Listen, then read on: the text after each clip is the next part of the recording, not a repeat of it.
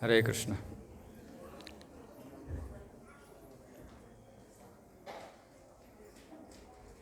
So ಹೋದ್ವಾರ ಏನು ಕಲ್ತ್ಕೊಂಡ್ವಿ?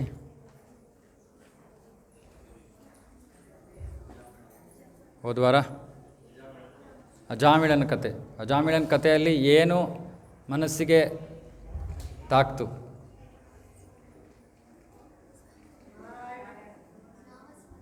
ನಾಮಸ್ಮರಣೆ, ನಾರಾಯಣ. ಏನು ಮಾಡಬೇಕು? ಕೃಷ್ಣನಿಗೆ ಕುರಿತಾಗಿ ಕರ್ಮ ಮಾಡಿದ್ರೆ ಕರ್ಮ ಬಂಧನ ಇಲ್ಲ. ಓಕೆ.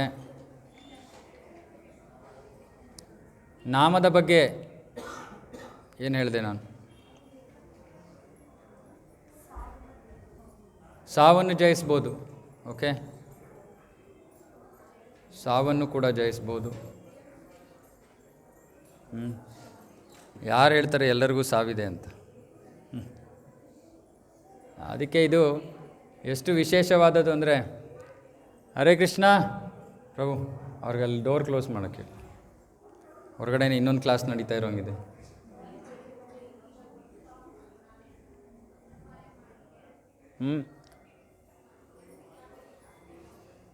ಸೊ ಹಾಗಾಗಿ ಮರಣ ಅನ್ನೋದು ಸಾಮಾನ್ಯ ಮನುಷ್ಯರು ಅಂದರೆ ಯಾರಿಗೆ ತಾವು ಯಾರು, ಜೀವನದ ಗುರಿ ಏನು ಮಾಡಬೇಕು ಮನುಷ್ಯ ಜನ್ಮದಲ್ಲಿ ಅಂತ ಗೊತ್ತಿಲ್ವೋ ಅವರು ಸಾಮಾನ್ಯ ಜನರು. ಯಾರಿಗೆ ಈ ಪ್ರಶ್ನೆಗೆ ಉತ್ತರ ಗೊತ್ತಿದೆಯೋ ಅವರು ಅಸಾಮಾನ್ಯ ಜನರು, ವಿಶೇಷ ಜನರು. ಸೊ ಸುಮ್ಮನೆ ಕೃಷ್ಣನ ನಾಮವನ್ನು ನಾವು ಸ್ವೀಕಾರ ಮಾಡಿದ್ರೆ, ಭಗವಂತನ ನಾಮವನ್ನು ನಾವು ಸ್ವೀಕಾರ ಮಾಡಿದ್ರೆ ನಾವು ಅಸಾಮಾನ್ಯರಾಗೋಗ್ತೀವಿ. ಅದಕ್ಕೆ ಭಾಗವತದಲ್ಲಿ ಹೇಳ್ತಾರೆ, ಸಂಕೀರ್ತನೈ ಪ್ರಾಯೇರ್ ಯಜಂತಿ ಹಿ ಸುಮೇಧಸಃ ಯಜ್ಞೈ ಸಂಕೀರ್ತನೆ ಪ್ರಾಯೇರ್. ಯಜ್ಞ ಭಗವದ್ಗೀತೆಯಲ್ಲಿ 3ನೇ ಅಧ್ಯಾಯದಲ್ಲಿ ಓದ್ತೀವಿ. ಎಲ್ಲ ಮನುಷ್ಯರು ಕೂಡ ಯಜ್ಞ ಮಾಡಬೇಕಂತೆ. ಯಜ್ಞ ಯಾಕೆ? ಯಜ್ಞಾತ್ ಭವಂತಿ ಭೂತಾನಿ. ಸೊ ಯಜ್ಞ ಮಾಡಲಿಲ್ಲ ಅಂದರೆ ನಮಗೆ ನಮ್ಮ ಜೀವನ ನಡೆಸೋದಕ್ಕೆ ಅವಶ್ಯಕವಾಗಿರೋ ವಸ್ತುಗಳು ಅದನ್ನು ಪೂರೈಸ್ತಾ ಇರೋದು ಇವಾಗ ಭಗವಂತನ ಪರವಾಗಿ ದೇವತೆಗಳು ಇವೆಲ್ಲ ಉಸ್ತುವಾರಿ ಮಾಡ್ಕೊಂಡಿದ್ದಾರೆ. ಅವ್ರದ್ದು ರೋಲ್, ಅವ್ರದ್ದು ಪಾತ್ರ. 3ನೇ ಅಧ್ಯಾಯದಲ್ಲಿ ಕೃಷ್ಣ ಹೇಳ್ತಾನೆ, ಈ ಯಜ್ಞದ ಚಕ್ರ ಇದೆ. ಯಜ್ಞದ ಚಕ್ರ ಅಂದರೆ ಯಾರು ಯಜ್ಞವನ್ನು ಮಾಡೋದಿಲ್ವೋ ಅವರ ಜೀವನದಲ್ಲಿ ಅವಶ್ಯಕತೆಗಳು ಪೂರೈಸಲ್ಪಡಲ್ಲ. ಅಂದರೆ ಕೊರತೆಗಳನ್ನು ಎದುರಿಸಬೇಕಾಗತ್ತೆ. ಇವತ್ತು ಎಷ್ಟೊಂದು ಜನ ಎಷ್ಟೊಂದು ಕೊರತೆಗಳು, ಇದಿಲ್ಲ ಅದಿಲ್ಲ ಇನ್ನೊಂದು ಇದಕ್ಕೆಲ್ಲ ಸಮಸ್ಯೆ ಏನಕ್ಕೆ? ಯಾಕಂದರೆ ಜನರು ಯಜ್ಞ ಮಾಡ್ತಾ ಇಲ್ಲ. ನೀವು ಯಾವ ಯಜ್ಞವನ್ನು ಮಾಡೋಣ? ನಮ್ಮ ಮನೆಗಳಲ್ಲಿ ಯಜ್ಞ ಮಾಡಿದ್ದೀರಾ ನೀವು? ಮನೆಯಲ್ಲಿ ಯಾವ್ದಾದ್ರು ಒಂದು ಯಜ್ಞ ಅಂದರೆ ಹೋಮ. ಏನು ಹೋಮ ಮಾಡಿದ್ದೀರಾ? ಗೃಹ ಪ್ರವೇಶ ಹೋಮ ಮಾಡಿರ್ತೀರಾ, ಆಮೇಲೆ ಗಣ ಹೋಮ ಮಾಡಿರ್ತೀರಾ, ಸುದರ್ಶನ ಹೋಮ ಮಾಡಿರ್ತೀರ, ಮೃತ್ಯುಂಜಯ ಹೋಮ. ಎಷ್ಟು ತಿಂಗಳಿಗೆ, ಎಷ್ಟು ವರ್ಷಕ್ಕೊಂದ್ಸತಿ ಇವೆಲ್ಲ? ವರ್ಷಕ್ಕೊಂದ್ಸಲಿ. ಮನಸ್ಸು ಬಂದರೆ, ಬೋರ್ ಆದರೆ ಸಮಯ ಸಿಕ್ಕಿದಾಗ ನೋಡೋಣ. ದೇವಸ್ಥಾನದಲ್ಲಿ ನಡೆಯುತ್ತೆ, ನಾವು ನಡೆಸಲ್ಲ. ಇಲ್ಲಿ ಭಗವದ್ಗೀತೆಯಲ್ಲಿ ಕೃಷ್ಣ ಹೇಳ್ತಾ ಇರೋದು, ಪ್ರತಿಯೊಬ್ಬ ಮನುಷ್ಯನೂ ಕೂಡ ಪ್ರತಿದಿನ ಯಜ್ಞ ಮಾಡಬೇಕು. ಯಾಕಂದರೆ ನಮಗೆ ಏನು ಬರ್ತಾ ಇದೆಯೋ ಆ ಪೂರೈಕೆ ಅದು ಕಂಟಿನ್ಯೂ ಆಗಬೇಕು ಅಂದರೆ ಆ ಯಜ್ಞ ಮಾಡಬೇಕು.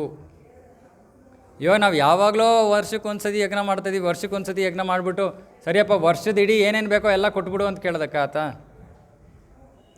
ಕೇಳ್ಬೋದು, ಆದರೆ ಕೊಡಲ್ಲ. ಅವ್ನು ಹೇಳ್ತಾರೆ, ನೀವು ದಿನ ಊಟ ಮಾಡ್ತೀರಲ್ವಪ್ಪ, ಇವತ್ತೇ ಒಂದಿನ ಊಟ ಮಾಡಿಬಿಡಿ ಸಾಕು, ಇನ್ನು 1 ವರ್ಷಕ್ಕೆ. ಸೊ ಹಾಗಾಗಿ ಮನುಷ್ಯ ಸುಮ್ಮನೆ ಸಾಮಾನ್ಯವಾಗಿ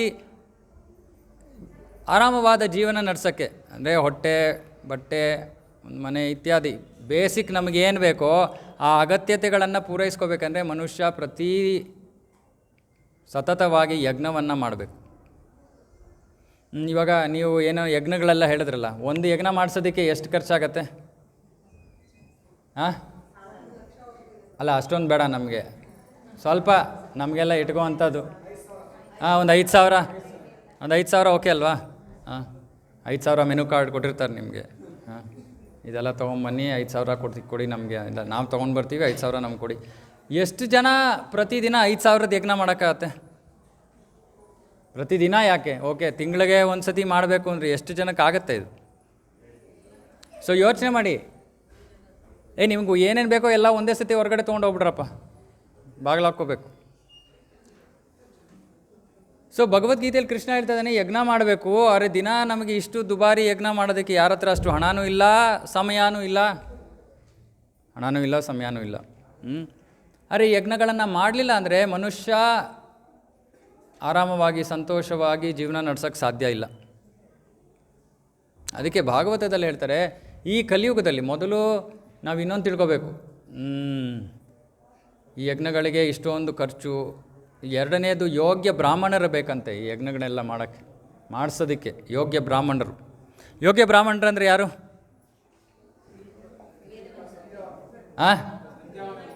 ಅಲ್ಲ, ಅವ್ರು ಏನಾದ್ರು ಮಾಡ್ಕೊಳ್ಳಿ, ಉಲ್ಟಾ ಪಲ್ಟಾ ನಿಂತ್ಕೊಳ್ಳಿ, ಆದರೆ ಟೆಸ್ಟ್ ಏನು, ಪರೀಕ್ಷೆ ಏನು? ಯೋಗ್ಯ ಬ್ರಾಹ್ಮಣರೋ ಅಲ್ವೋ ಅನ್ನೋದಕ್ಕೆ ಪರೀಕ್ಷೆ ಏನು? ಬೆಂಕಿ ಯಾವ್ದರಿಂದ ಹತ್ಸೋದು? ಮಂತ್ರದಿಂದ. ಯಾವ ಬ್ರಾಹ್ಮಣ ಮಂತ್ರದಿಂದ ಬೆಂಕಿಯನ್ನು ಹತ್ತಿಸ್ತಾನೋ ಅವನು ಯೋಗ್ಯ ಬ್ರಾಹ್ಮಣ. ಯಾರು ನೋಡಿದ್ದೀರಾ? ಸೊ ಹಾಗಾಗಿ ಕಲಿಯುಗದಲ್ಲಿ ಅದಕ್ಕೆ ಶಾಸ್ತ್ರದಲ್ಲಿ ಹೇಳ್ತಾರೆ, ಕೃತೇ ಧ್ಯಾಯತೋ ವಿಷ್ಣು ತ್ರೇತಾಯಾಮ್ ಯಜತೋ ಮಕೈ ದ್ವಾಪರೇ ಪರಿಚರ್ಯಾಯಾಮ್ ಕಲೌ ತದ್ಹರಿ ಕೀರ್ತನಾಥ್. ಎಷ್ಟು ಜನ ಕುಂಭಮೇಳಕ್ಕೆ ಓಡೋಗಿದ್ದಾರೆ, 40,000 ಟಿಕೆಟ್ ಅಂತೆ. ನಾನು ಕೇಳಿದೆ, ಅಯ್ಯೋ ಕೊಡಪ್ಪ, ನಮಗೆ ಒಂದು ತಿಂಗಳು ಭಗವಂತನ ಸೇವೆ ಆಗುತ್ತೆ ನಮಗಿಲ್ಲಿ. ಯಾಕೆ ಓಡೋಗ್ತಾ ಇದ್ದಾರೆ? ಸ್ವಲ್ಪ ಜೋರಾಗಿ ಹೇಳಿ. ಪಾಪ ಕಳಿಯೋದಕ್ಕೆ. ಆಯ್ತಪ್ಪ, ಮರಳಲ್ಲಿ ಬಿದ್ದಿದ್ದೀರಾ, ಎದ್ರಿ, ಸೋಪ್ ಹಾಕಿ ಸ್ನಾನ ಮಾಡಿರಿ, ತಿರ್ಗಾ ಮಳೆಯಲ್ಲಿ ಮಣ್ಣಲ್ಲಿ ಬಿದ್ದರೆ ಏನು ಉಪಯೋಗ? ಮಾಡೋ ಕರ್ತವ್ಯಗಳನ್ನು ಮಾಡ್ತಾ ಇಲ್ಲ. ಈ ಥರ ಏನಾದ್ರು ಶಾರ್ಟ್ಕಟ್ ಸಿಕ್ಕಿದ್ರೆ ಎಲ್ಲ ಓಡ್ತಾರೆ. ಸೊ ಕೃತೇ ಧ್ಯಾಯತೋ ವಿಷ್ಣು, ಸತ್ಯಯುಗದಲ್ಲಿ ಭಗವಂತನ ಸಾಕ್ಷಾತ್ಕರಿಸ್ಕೋಬೇಕಾಗಿರೋ ವಿಧಾನ ಧ್ಯಾನ. ಎಷ್ಟೊಂದು ಜನ ಹೇಳ್ತಾರೆ, ನಾವು ಇಸ್ಕಾನಿಗೆ ಬರ್ತಾರೆ, ಧ್ಯಾನ ಏನು ಮಾಡ್ತಾಯಿದ್ದೀವಿ ನಾವು? ಮೆಡಿಟೇಷನ್ ಮಾಡ್ತೀವಿ. ಏನು ಮೆಡಿಟೇಷನ್ ಮಾಡ್ತೀರಾ? ಎಷ್ಟು ಕ್ಷಣ ಮಾಡ್ತೀರಾ? ನಿಮಿಷ ಅಂತಲೂ ಹೇಳೋಕ್ಕಾಗಲ್ಲ. ಎಷ್ಟು ಕ್ಷಣ, ಎಷ್ಟು ಸೆಕೆಂಡ್ಗಳು ನಾವು ಯಾವುದಾದ್ರು ಒಂದು ವಿಷಯದ ಮೇಲೆ ಮನಸ್ಸನ್ನು ಕೇಂದ್ರೀಕರಿಸೋಕ್ಕೆ ಸಾಧ್ಯ?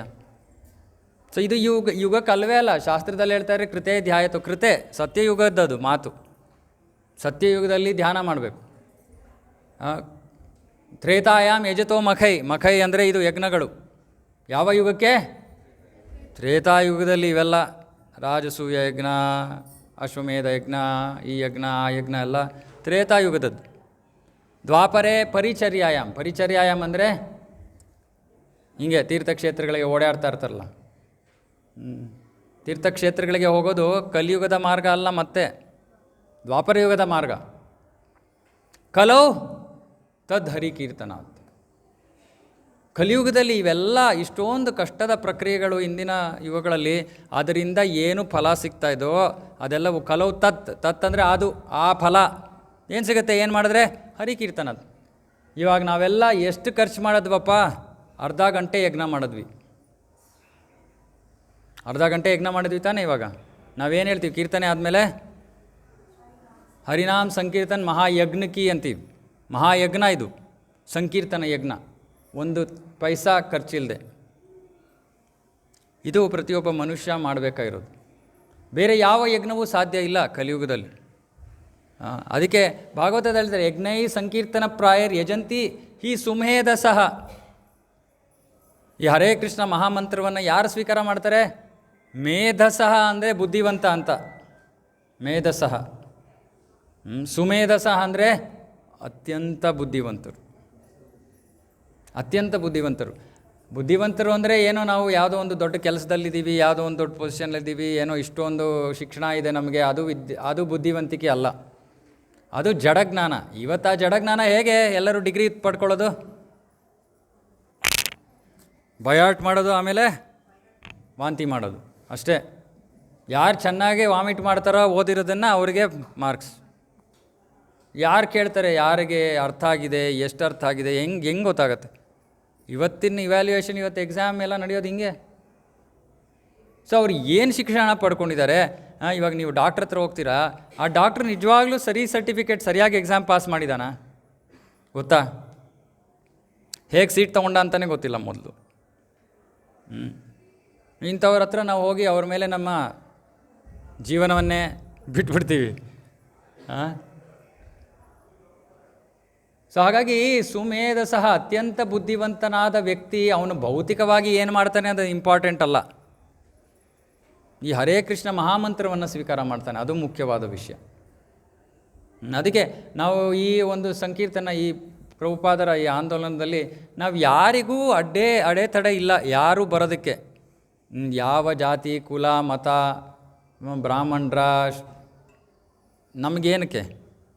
ಭಗವಂತ ಏನು ಬರೀ ಯಾವುದೋ ಒಬ್ರಿಗೆ ಮಾತ್ರ ಕೊಟ್ಟಿದ್ದಾನೆ ಜೀವನದಲ್ಲಿ ಪರಿಪೂರ್ಣತೆಯ ಮಾರ್ಗ? ಎಲ್ಲ ಮನುಷ್ಯರಿಗೆ ಕೊಟ್ಟಿದ್ದಾನೆ. ಸೊ ಹಾಗಾಗಿ ಇದು ಪ್ರಭುಪಾದರು ಪಾಪ ಅವರು ಮೊದಲು ಇವೆಲ್ಲ ಪದ್ಧತಿಗಳನ್ನು ಅವರು ಜಗತ್ತಿನಾದ್ಯಂತ ಕೊಟ್ಟಾಗ ಭಾರತದಲ್ಲಿ ವಿಶೇಷವಾಗಿ ತುಂಬ ಎದುರಾಡಿದ್ರು. ತುಂಬ ಯಾರು? ಬ್ರಾಹ್ಮಣರು. ನಮ್ಮ ಭಾರತದಲ್ಲಿರೋ ಬ್ರಾಹ್ಮಣರು ಸ್ವೀಕಾರ ಮಾಡಲಿಲ್ಲ ಇವೆಲ್ಲ. ಅವ್ರು ಹೇಳಿದ್ರು, ಅದು ಹೆಂಗೆ? ನಾವು ಜನ್ಮತಃ ಬ್ರಾಹ್ಮಣರಾಗಿದ್ದೀವಿ, ನೀವು ತಕ್ಷಣ ಯಾರಿಗೋ ಬ್ರಾಹ್ಮಣರ ಸ್ಥಾನ ಕೊಟ್ಬಿಡ್ತಾ ಇದ್ದೀರಲ್ಲ. ಯಾಕೆಂದರೆ ಶಾಸ್ತ್ರದಲ್ಲಿ ಹುಟ್ಟು ಬ್ರಾಹ್ಮಣರು ಅಂತ ಇಲ್ವೇ ಇಲ್ಲ. ಭಗವದ್ಗೀತೆಯಲ್ಲಿ ಕೃಷ್ಣ ಏನು ಹೇಳ್ತಾ ಇದ್ದಾನೆ? ಚಾತುರ್ವರ್ಣ್ಯಂ ಮಯಾ ಸೃಷ್ಟಂ ಗುಣ ಕರ್ಮ ವಿಭಾಗಶಃ. ಒಬ್ಬ ವ್ಯಕ್ತಿ ಬ್ರಾಹ್ಮಣನೋ ಅಲ್ವೋ ಅನ್ನೋದು ಯಾವುದ್ರ ಮೇಲೆ ಆಧಾರಿತವಾಗಿರೋದು? ಗುಣ ಕರ್ಮದ ಮೇಲೆ, ಜನ್ಮದ ಮೇಲೆ ಅಂತ ಹೇಳಿಲ್ಲ ಕೃಷ್ಣ. ಸೊ ಪ್ರಭುಪಾದರು ಯೋಗ್ಯ ಬ್ರಾಹ್ಮಣರನ್ನು ಸೃಷ್ಟಿ ಮಾಡ್ತಾಯಿದ್ರು ಈ ಪ್ರಕ್ರಿಯೆ ಮೂಲಕ. ಅದನ್ನು ಹಿಡಿಸಲಿಲ್ಲ, ಜನರಿಗೆ ಸ್ವೀಕಾರ ಮಾಡಲಿಲ್ಲ ಭಾರತದಲ್ಲಿ ವಿಶೇಷವಾಗಿ. ಯಾಕಂದರೆ ಅವರವರು ಸ್ವಾರ್ಥಕ್ಕೋಸ್ಕರ ಇವತ್ತು ಏನು ಮಾಡಿಬಿಟ್ಟಿದ್ದಾರೆ, ಎಲ್ಲ ಕಾಸ್ಟ್ ಸಿಸ್ಟಮ್, ಸ್ವಾರ್ಥ ಅಷ್ಟೇ, ಇನ್ನೇನೂ ಇಲ್ಲ ಅದರಲ್ಲಿ, ಅರ್ಥ ಏನೂ ಇಲ್ಲ. ಯಾಕಂದರೆ ಹುಟ್ಟಿದ ಮೇಲೆ ಎಲ್ಲ ಭೇದ ಭಾವ ಮಾಡ್ತಾ ಇರೋದು. ಸೊ ಇಲ್ಲಿ ನಾವು ತಿಳ್ಕೋಬೇಕು, ಅದಕ್ಕೆ ಈ ಹರೇ ಕೃಷ್ಣ ಮಹಾಮಂತ್ರ ಅನ್ನೋದು ಅತ್ಯಂತ ಬುದ್ಧಿವಂತರಾದವರು ಸ್ವೀಕಾರ ಮಾಡುವಂಥ ಮಾರ್ಗ. ಇವಾಗ ನೋಡೋಣ ನಮ್ಮ ಭಕ್ತರು ಎಷ್ಟು ಪ್ರಯತ್ನ ಮಾಡ್ತಾಯಿದ್ದಾರೆ ನೋಡಿ. ಕ್ಲಾಸಲ್ಲಿ ಕೂತ್ಕೊಳ್ಳೋದೇನು, ಎಲ್ಲರಿಗೂ ಕೂಡ ಈ ಒಂದು ಕೃಪೆ ಸಿಗಲಿ, ಎಲ್ಲರೂ ತಮ್ಮ ಜೀವನದಲ್ಲಿ ಒಂದಿಷ್ಟು ಹರೇ ಕೃಷ್ಣ ಮಹಾಮಂತ್ರ ಹೇಳೋ ಸಂಕಲ್ಪ ಮಾಡಿಕೊಳ್ಳಿ ಅನ್ನೋದಕ್ಕೆ ಅವರು ಇಷ್ಟೊಂದೆಲ್ಲ ಸಿದ್ಧತೆಗಳು, ಹೊರಗಡೆ ನಿಂತ್ಕೊಂಡು ಎಲ್ಲರೂ ನಿಂತವ್ರಿಗೆ ಇಲ್ಲಿ ಬಾಗಿಲಾಕ್ಬಿಟ್ಟು ಎಲ್ಲರನ್ನೂ ಆ ಕಡೆಯಿಂದ ಬರೆಸಿ ಎಲ್ಲರಿಗೂ ಒಂದು ಖಡಾಖಂಡಿತವಾದ ಒಂದು ಆಪರ್ಚುನಿಟಿ, ಒಂದು ಅವಕಾಶ ಸಿಗಲಿ ಅಂತ. ಯಾಕೆ ಎಲ್ಲರಿಗೂ ಸಿಗಲ್ಲ, ಇದು ಎಲ್ಲರಿಗೂ ಸಿಗಲ್ಲ. ಇಷ್ಟು ನಾವು ಹಾಕಿದ್ರೂ ಕೂಡ ಎಷ್ಟೊಂದು ಜನ ಇಲ್ಲ ನಮ್ಗೆ ಬೇಡ ಅಂತ ಬಂದಿರ್ತಾರೆ. ಏನು ಮಾಡೋದಕ್ಕಾಗಲ್ಲ, ನಾವು ಫೋರ್ಸು ಮಾಡೋಂಗಿಲ್ಲ. ಅರೆ ನಾವು ತಿಳ್ಕೊಬೇಕು, ಇದಕ್ಕಿಂತ ಯೋಗ್ಯವಾದ ಭಗವಂತನ ಭಕ್ತಿ ಸೇವೆ ಯಾವುದೂ ಇಲ್ಲವೇ ಇಲ್ಲ. ನಮ್ಮ ದಾಸರು ಬಹಳ ಸರಳವಾದ ಮಾತಲ್ಲಿ ಹೇಳ್ಬಿಟ್ರಲ್ವ, ನಾವು ಇಷ್ಟೊಂದು ಸಂಸ್ಕೃತ ಶ್ಲೋಕ ಅದು ಇದೆಲ್ಲ ಏನು ಹೇಳಿದ್ರು? ನರಜನ್ಮ ಬಂದಾಗ ನಾಲಿಗೆ ಇರುವಾಗ, ನರಜನ್ಮ ಬಂದಾಗ ನಾಲಿಗೆ ಇರುವಾಗ ಕೃಷ್ಣ, ಜೋರಾಗಿ ಹೇಳ್ರಪ್ಪ, ಕೃಷ್ಣನ ಹೆಸರುಗಳು ಎನ್ನಬಾರದೆ. ನರಜನ್ಮ ಬಂದಾಗ ನಾಲಿಗೆ ಇರುವಾಗ ಕೃಷ್ಣ ಎನ್ನಬಾರದೆ. ಕೃಷ್ಣನ ನೆನೆದರೆ ಕಷ್ಟ ಒಂದಿಷ್ಟಿಲ್ಲ, ಕೃಷ್ಣನ ನೆನೆದರೆ ಕಷ್ಟ ಒಂದಿಷ್ಟಿಲ್ಲ, ಕೃಷ್ಣ ಎನ್ನಬಾರದೆ, ಕೃಷ್ಣ ಎನ್ನಬಾರದೆ. ಅಷ್ಟೇ ಕಾಣಬೇಕಾರದು. ದೊಡ್ಡ ಪಂಡಿತರಾಗಬೇಕಾಗಿಲ್ಲ ನಾವು. ಭಗವಂತನ ಸಾಕ್ಷಾತ್ಕಾರ ಪಡ್ಕೊಳ್ಳೋಕ್ಕೆ ನಾವು ದೊಡ್ಡ ಪಂಡಿತರಾಗಬೇಕಾಗಿಲ್ಲ. ಯಾಕಂದರೆ ದೊಡ್ಡ ಪಂಡಿತರು ಕೃಷ್ಣನ ಹತ್ರ ಬರಲ್ಲ ಅಲ್ವಾ? ತಮಗೆ ಎಲ್ಲ ಗೊತ್ತು ಅಂತ ಭಗವಂತನಿಂದ ದೂರ ಇರ್ತಾರೆ. ಅದಕ್ಕೆ ಭಗವದ್ಗೀತೆಯಲ್ಲಿ ಕೃಷ್ಣ ಹೇಳ್ತಾನೆ, ಬಹುನಾಂ ಜನ್ಮನಾಮಂತೆ ಜ್ಞಾನವಾನ್ ಮಾಂ ಪ್ರಪದ್ಯತೆ. ಬಹುನಾಂ ಜನ್ಮನಾಮಂತೆ. ಈ ಹಂತಕ್ಕೆ ಬರಬೇಕು ಅಂದರೆ ಒಂದು ಜನ್ಮದಲ್ಲಿ ಆಗೋದಲ್ಲ ಇದು. ಬಹುನಾಂ ಜನ್ಮನಾಂ ಅಂತೆ, ಹಲವಾರು ಜನ್ಮಗಳ ಕೊನೆಯಲ್ಲಿ ಆಮೇಲೆ ಜನ್ಮಗಳಾದ ಮೇಲೆ ಒಬ್ಬ ವ್ಯಕ್ತಿ ಹರಿನಾಮದ ಹತ್ರ ಬರ್ತಾನೆ. ಮೊನ್ನೆ ಯಾರೋ ಇದು ಮಾಡ್ತಾಯಿದ್ರು, ಏನೋ ದೇವತೆಗಳ ಆರಾಧನೆ, ನೀವು ಯಾಕೆ ದೇವತೆಗಳ ಆರಾಧನೆ ಮಾಡಬಾರ್ದು ಅಂತ. ನಾಳೆ ನೀವು ಯಾರು ಆರಾಧನೆ ಬೇಕಾದ್ರೂ ಮಾಡ್ಕೊಳ್ಳಿ, ಹರೇ ಕೃಷ್ಣ ಮಹಾಮಂತ್ರ ಜಪ ಮಾಡಿ, ನೀವು ಏನು ಮಾಡ್ತೀರೋ ಮಾಡ್ಕೊಳ್ಳಿ, ನಮಗೂ ಅದಕ್ಕೂ ಏನೂ ಸಂಬಂಧ ಇಲ್ಲ. ಯಾಕೆಂದರೆ ಅದರಿಂದ ನಿಮಗೆ ನಿಜವಾಗ್ಲೂ ಸಂಪೂರ್ಣವಾಗಿ ಯಾವ ಲಾಭವೂ ಸಿಗಲ್ಲ. ಅರೆ ನಿಮ್ಮ ಮನಃಶಾಂತಿ ಅಂತ ನೀವು ಏನೋ ಮಾಡಿದ್ರೆ ಮಾಡ್ಕೊಳ್ಳಿ, ಆದರೆ ಹರೇ ಕೃಷ್ಣ ಮಹಾಮಂತ್ರ ಜಪ ಮಾಡಿ. ಹರೇ ಕೃಷ್ಣ ಮಹಾಮಂತ್ರ ಜಪ ಮಾಡಿ. ನಿಮಗೆ ಗೊತ್ತಿಲ್ಲದೇನೆ ಅದು ನಿಮಗೆ ಬೇಕಾಗಿರೋದನ್ನು ಅದು ಏನು ಕೊಡಬೇಕು, ಯಾವ ದಾರಿಯಲ್ಲಿ ಕರ್ಕೊಂಡು ಹೋಗ್ಬೇಕೋ ಕರ್ಕೊಂಡು ಹೋಗುತ್ತೆ. ಯಾಕೆ? ಅದು ಭಗವಂತ ಸ್ವಯಂ ಭಗವಂತ. ಇವಾಗ ನಾವು ಕೃಷ್ಣ ಅಂತ ಕೂಗಿದ್ರೆ ನಮಗೇನು ನಂಬಿಕೆ? ಕೃಷ್ಣ ನಮ್ಮ ಕೇಳ್ತಾ ಇದ್ದಂತಾನೆ. ಫಸ್ಟ್ ಕಾಪಾಡೋಕ್ಕೆ ಮುಂಚೆ ಕೇಳಬೇಕು ತಾನೆ. ಅದೇ ನಾವು ಅಜಾಮಿಳನ ಕಥೆಯಲ್ಲಿ ನೋಡಿದ್ದು. ಅಜಾಮಿಳ ಸುಮ್ಮನೆ ನಾರಾಯಣ ಅಂದ. ನಾರಾಯಣ ಎಲ್ಲಿದ್ದ? ವೈಕುಂಠದಲ್ಲಿದ್ದ. ಸೊ ಹಾಗಾಗಿ ಭಗವಂತನ ನಾಮ ಭಗವಂತನೇ. ಭಗವಂತನ ನಾಮ ಭಗವಂತ ಅಭಿನ್ನ ಅಂತ ಶಾಸ್ತ್ರ ಹೇಳುತ್ತೆ. ಅಭಿನ್ನ ಅಂದರೆ ಬೇರೆ ಅಲ್ಲ. ಭಗವಂತನಲ್ಲಿ ಎಷ್ಟು ಶಕ್ತಿ ಇದೆಯೋ ಅದೆಲ್ಲ ಶಕ್ತಿಗಳು ಭಗವಂತನ ನಾಮದಲ್ಲಿದೆ. ಈ ಶ್ರದ್ಧೆ ನಮಗಿದ್ರೆ ಇದೊಂದು ನಮಗಿವತ್ತು ಅರ್ಥ ಆಗಲ್ಲ. ನಾನು ಹೇಳ್ತೀನಿ, 14 ವರ್ಷದಿಂದ ನಾನು ಪ್ರಯತ್ನ ಮಾಡ್ತಾಯಿದ್ದೀನಿ ಅರ್ಥ ಮಾಡ್ಕೊಳ್ಳೋಕ್ಕೆ. ಅರ್ಥ ಆಗೋದು ಕಷ್ಟ. ಆದರೆ ಆಚಾರ್ಯರು ಹೇಳಿದ್ದಾರೆ, ಇದನ್ನು ಸರಿ ಸ್ವೀಕಾರ ಮಾಡ್ತೀವಿ. ಇಷ್ಟೇ ನಾವು ಮಾಡಬೇಕಾರೋದು.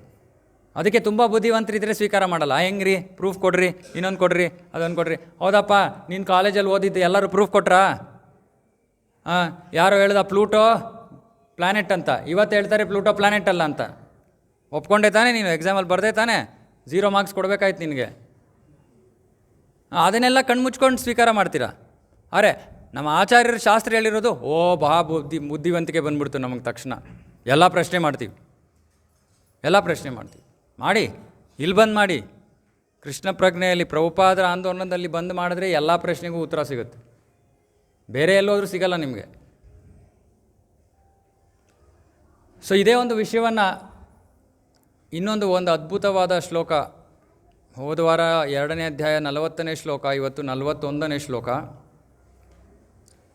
ವ್ಯವಸಾಯಾತ್ಮಿಕ ಬುದ್ಧಿ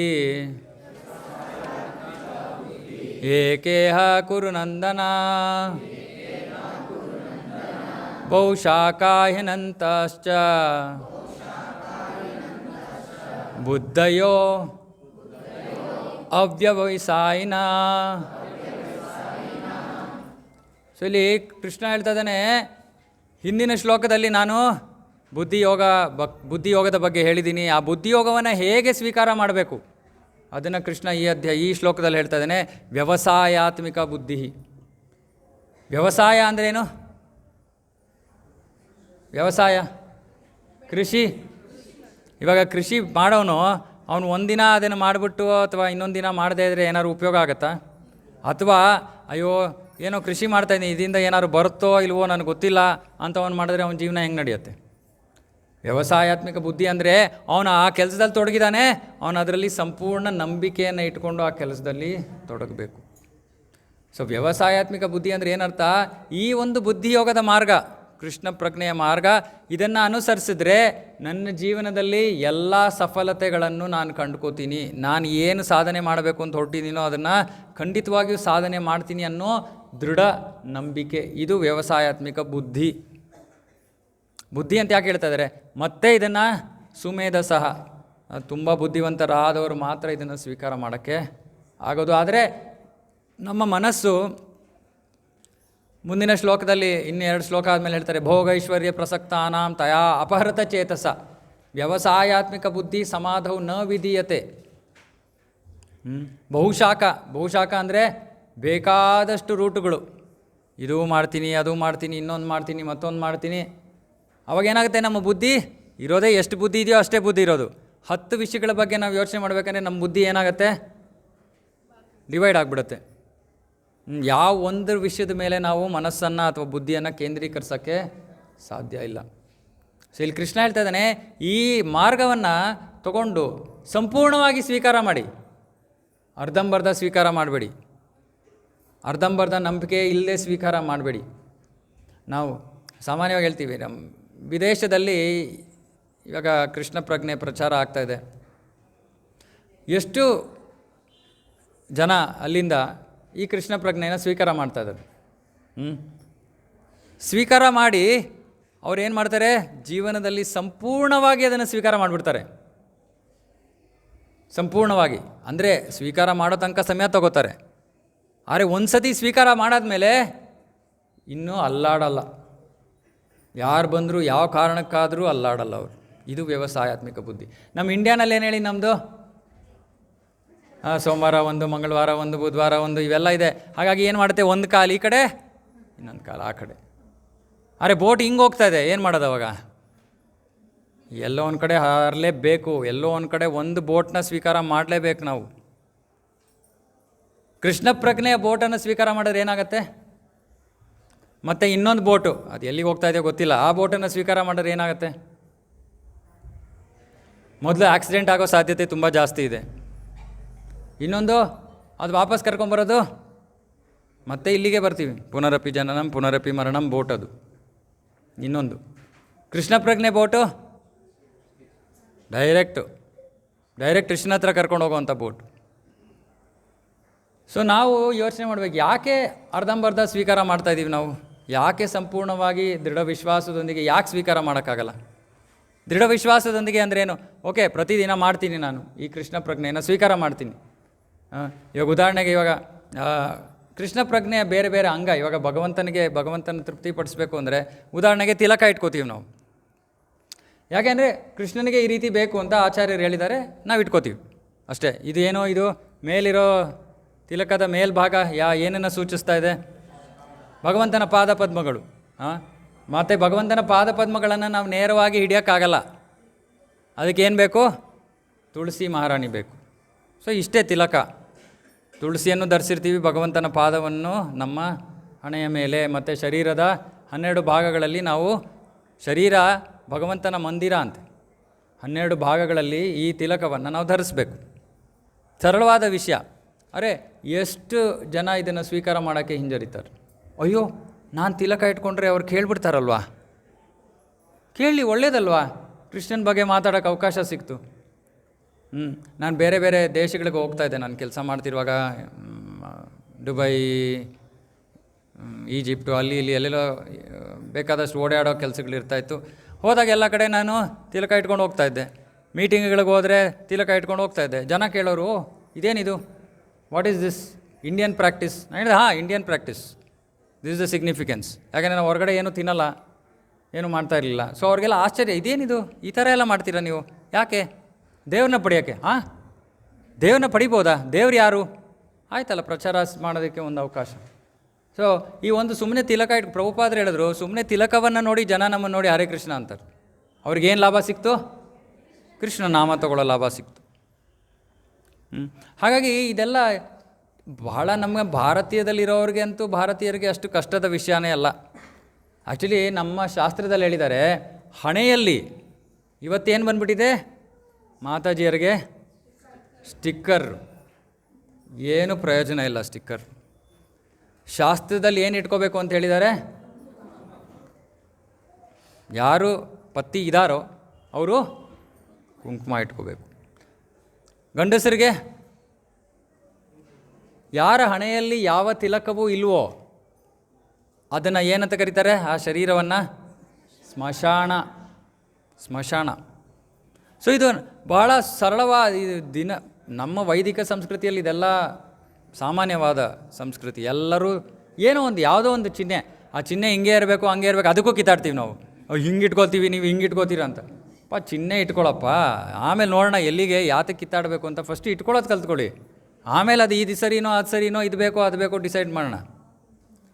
ಇದು ಸಿಂಪಲ್. ಇದನ್ನೆಲ್ಲ ನಾವೇನು ಮಾಡ್ತಾಯಿದ್ದೀವಿ ಇವಾಗ? ಬಿಡ್ತಾಯಿದ್ದೀವಿ. ಯಾರ್ದಾರು ಮನೆಗೆ ಹೋದರೆ ಅರ್ಶಿನ ಕುಂಕುಮ ಕೊಡ್ತಾರೆ, ಆವಾಗ ಕುಂಕುಮ ಪಾಪ ಅವ್ರಿಗೆ ಜ್ಞಾಪಿಸ್ತಾ ಇದ್ದಾರೆ ನಿಮಗೆ. ಇದೆಲ್ಲ ಹೇಳ್ಬಿಟ್ರೆ ನಿಮಗೆ ಓಡೋಟೋಗ್ಬಿಡ್ತೀರಾ. ಕೂದಲು ಬಾಚ್ಕೊಳ್ಳೋದ್ರ ಬಗ್ಗೆನೂ ಶಾಸ್ತ್ರದಲ್ಲಿ ಮಾತಿದೆ. ಕೂದಲು ಹೆಂಗೆ ಬಾಚ್ಕೋಬೇಕು ಕೂದಲು? ಅಲ್ಲಲ್ಲ, ಆಯಿತು, ಎಲ್ಲಿ ಹೆಂಗೆ ಸರಿ ಆಯಿತು. ಇವಾಗ ಬೈತಲೆ, ಸೆಮಿ ಬೈತಲೆ, ನೋ ಬೈತಲೆ ಅಂದರೆ ಬೈತಲೇ ಇರಲ್ಲ. ಬೈತಲೆ ಅಂದರೆ ಏನರ್ಥ? ಅಲ್ಲ, ನನ್ನ ಬಗ್ಗೆ ಮಾತಾಡ್ತಾನೆ ಇಲ್ಲ, ನಾನು ಹೆಂಗಸ್ರ ಬಗ್ಗೆ ಮಾತಾಡ್ತಾ ಇದ್ದೀನಿ. ಇಲ್ಲದೇ ಇರೋರು ದಯವಿಟ್ಟು ಬಿಡಿ, ತುಂಬ ಇದೆ ಬೆಳೆಯೋಕ್ಕೆ. ಸುಮ್ಮನೆ ಹೋಗಿ ಅದು ಇನ್ನೊಂದು ಕತೆ ಗೊತ್ತಲ್ವಾ? ಕೂದಲು ಕಟ್ ಮಾಡಿದ್ರೆ ಏನಾಗುತ್ತೆ ಅಂತ. ಅಯ್ಯೋ, ಇದೆಲ್ಲ ಹೇಳಿದ್ರೆ ಅಷ್ಟೇ. ಇವತ್ತು ಆಗಲೇ ಪಾಪ್ಯುಲೇಷನ್ ಕಡಿಮೆ. ಆಮೇಲೆ ನಾನು ಒಬ್ಬನೇ ಕ್ಲಾಸ್ ಕೊಟ್ಕೋತಾ ಇರ್ತೀನಿ. ನನಗೆ ಕೂದಲು ಕಟ್ ಮಾಡಿದ್ರೆ ಯಾರ್ದು ಆಯುಸ್ಸು ಕಡಿಮೆ ಆಗುತ್ತೆ. ಅದೇ, ಯಾರಿಗಾರು ದ್ವೇಷ ಇದ್ದರೆ ಕಟ್ ಮಾಡ್ಕೊಳ್ಳಿ. ಸೊ ಶಾಸ್ತ್ರದಲ್ಲಿ ಸೈಡಲ್ಲಿ ಬೈತಲೇ ಇದ್ದರೆ ಅವ್ರ ಐಡೆಂಟಿಟಿ ಏನು ಗೊತ್ತಾ? ಸೈಡಲ್ಲಿ ಇವಾಗ ಯಾರು ಕೂದಲು ನೋಡ್ತಾ ಇಲ್ಲ, ಯಾರು ತಲೆನೂ ನೋಡ್ತಾ ಇಲ್ಲ. ನಾನು ಶಾಸ್ತ್ರದಲ್ಲಿ ಏನಿದೆಯೋ ಹೇಳ್ತಾ ಇದ್ದೀನಿ. ನೀವು ನೋಡ್ಕೊಳ್ಳಿ, ನಿಮ್ಗೆ ಗೊತ್ತಲ್ಲ ಎಲ್ಲಿದೆ ನಿಮ್ಮ ಬೈತಲೆ ಅಂತ. ಸೈಡಲ್ಲಿ ಬಾಚಿದ್ರೆ ಯಾರವರು?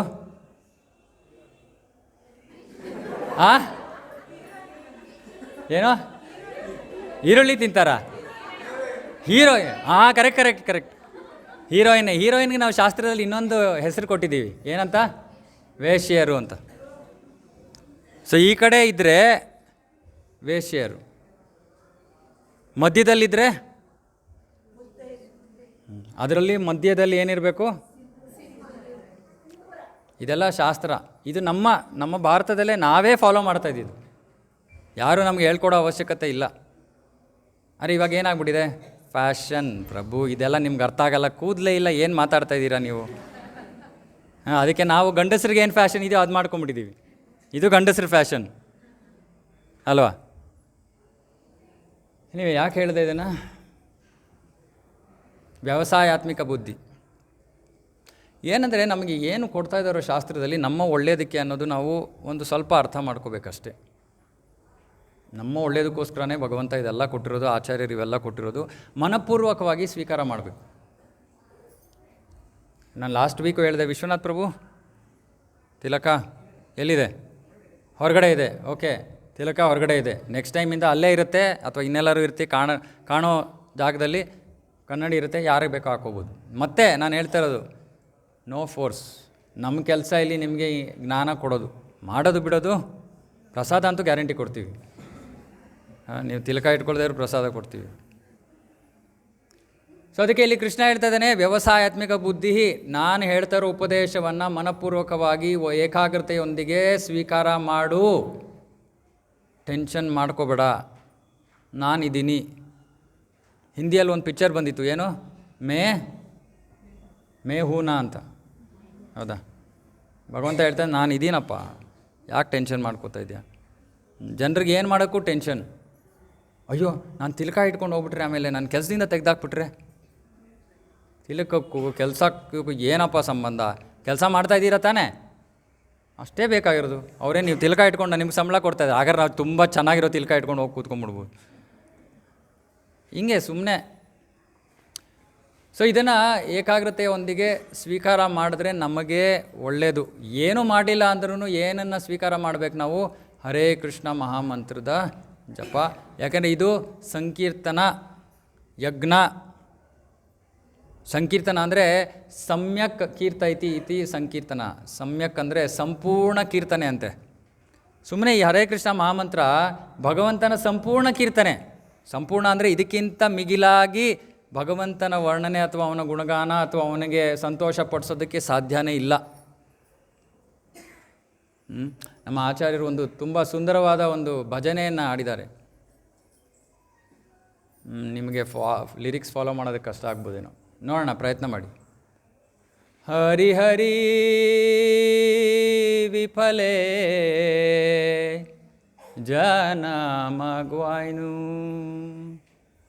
ಹರಿ ಹರಿ ವಿಫಲೇ ಜನ ಮಗ್ವಾಯ್ನು, ಮನುಷ್ಯ ಜನ್ಮ ಪಾಯ ರಾಧಾ ಕೃಷ್ಣನ ಭಜಿಯ, ಮನುಷ್ಯ ಜನ್ಮ ಪಾಯ ರಾಧಾ ಕೃಷ್ಣನ ಭಜಿಯ, ಜಾನಿಯಾ ಶುನಿಯಾ ವಿಷ ಖಾಯ್ನು,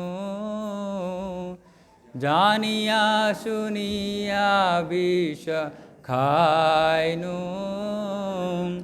ಗೋಲೋಕೇರ ಪ್ರೇಮಾದನ ಹರಿನಾಮ ಸಂಕೀರ್ತನ, ಗೋಲೋಕೇರ ಪ್ರೇಮಾದನ ಹರಿನಾಮ ಸಂಕೀರ್ತನ.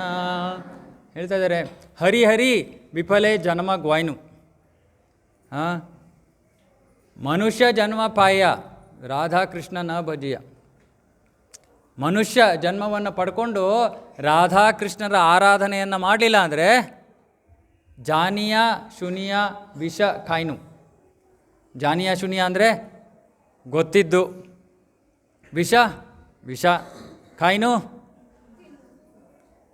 ಸೊ ನಮ್ಮ ಜೀವನದಲ್ಲಿ ಮನುಷ್ಯ ಜನ್ಮಪಾಯ, ಮನುಷ್ಯ ಜನ್ಮವನ್ನು ಪಡ್ಕೊಂಡು ರಾಧಾಕೃಷ್ಣನ ಭಜಿಯ, ರಾಧಾಕೃಷ್ಣನ ಆರಾಧನೆಯನ್ನು ಮಾಡಲಿಲ್ಲ ಅಂದರೆ ಜಾನಿಯ ಶುನಿಯ ವಿಷ ಖಾಯ್ನು, ಗೊತ್ತಿದ್ದು ವಿಷ ಸೇವಿಸ್ದಂಗೆ. ಯಾಕೆ ಈ ರಾಧಾಕೃಷ್ಣ ಈ ಹರಿಹರಿ ಈ ಹರೇ ಕೃಷ್ಣ ಮಹಾಮಂತ್ರ ಗೋಲೋಕೇರ ಪ್ರೇಮಧನ ಹರಿನಾಮ ಸಂಕೀರ್ತನ. ಈ ಹರಿನಾಮ ಸಂಕೀರ್ತನ ಎಲ್ಲಿಂದ ಬಂದಿರೋದು? ಗೋಲೋಕದಿಂದ ಬಂದಿರೋದು. ಗೋಲೋಕ ಅಂದರೆ ಕೃಷ್ಣ ಲೋಕದಿಂದ. ಗೋಲೋಕೇರ ಪ್ರೇಮಧನ, ಭಗವಂತನಿಗೆ ಪ್ರೀತಿ ತೋರಿಸ್ಬೇಕು ಅಂದರೆ ಸುಮ್ಮನೆ ಈ ಒಂದು ನಾಮದ ಈ ಒಂದು ಸಂಕೀರ್ತನೆಯನ್ನು ಮಾಡಿದ್ರೆ ಭಗವಂತನಿಗೆ ಪ್ರೀತಿ ತೋರಿಸ್ದಂಗೆ. ಅದಕ್ಕೆ ಹೇಳ್ತಾ ಇದ್ದಾರೆ, ಅದು ಅಲ್ಲಿಂದ ಬಂದಿದೆ ಇಲ್ಲಿಗೆ, ಅಲ್ಲಿಂದ ಸೀದಾ ಬಂದಿದೆ, ಯಾರೋ ಹುಟ್ಟಿಸಿರೋ ಅಂಥದ್ದಲ್ಲ ಇದು. ಆಧ್ಯಾತ್ಮಿಕ ಜಗತ್ತಿನಲ್ಲಿ ಗೋಲೋಕದಲ್ಲಿ ಭಗವಂತನ ಸಂತೃಪ್ತಿಗೋಸ್ಕರ ಯಾವ ಹರಿನಾಮ ಇದೆಯೋ ಆ ಹರಿನಾಮ ಅಲ್ಲಿಂದ ಇಲ್ಲಿಗೆ ಬಂದಿದೆ. ಯಾಕೆ ಬಂದಿದೆ ಅಲ್ಲಿಂದ ಇಲ್ಲಿಗೆ? ನಮಗೆ ಸ್ವಲ್ಪ ಕ್ವಾಲಿಫಿಕೇಷನ್ ಕೊಡೋದಕ್ಕೆ, ಅಲ್ಲಿಗೆ ಹೋಗೋಕ್ಕೆ. ಅಲ್ಲಿಗೆ ಹೋದರೆ ಅಲ್ಲಿ ಏನು ಮಾಡ್ತಾರೋ ನಾವು ಅದನ್ನೇ ಮಾಡಬೇಕಲ್ವ.